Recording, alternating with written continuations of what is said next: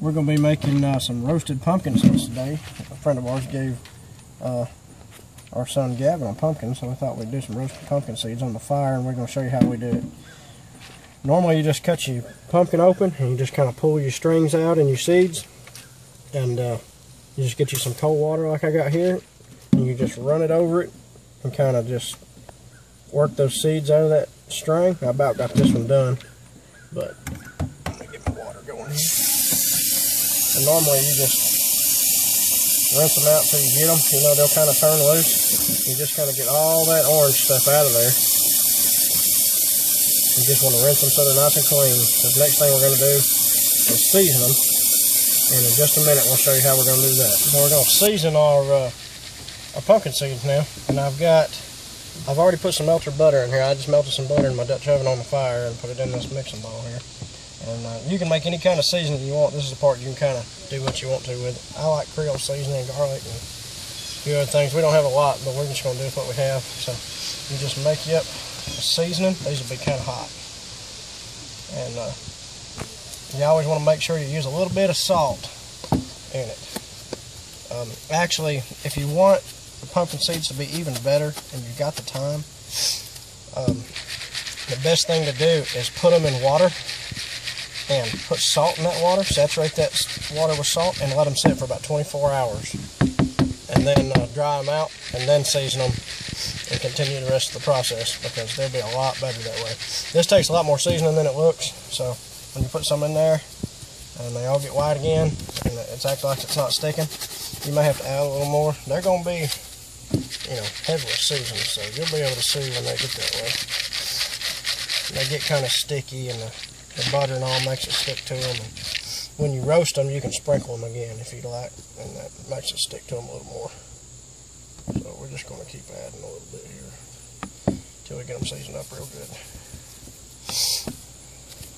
You can do this with just straight salt if you like, but they're just not as good. You take, a lot of times what's real good is a dry rub seasoning, got a little bit of cinnamon or brown sugar in it, and you just use that dry rub seasoning for this. It makes them real good. Alright, and now we're going to get them roasted, and we'll show you how we do that in the next step. Alright, now we're going to roast our seeds if the smoke will cooperate with the camera there. And we got them on our seasoning and our melted butter. We're just going to put them in this dry pan. The pan's already pretty hot. And you can do this in your oven too. It doesn't take as long. But I just like to do them on an open pan. You can put your top on your Dutch oven and do it the same way, but you just want to kind of get them in here one layer thick. When you do them like this, you got to kind of move them around all the time to keep them from sticking. If you do them on like a cookie sheet or a baking pan in the oven, it's not near as touchy. They don't really stick, and you can bake them or broil them.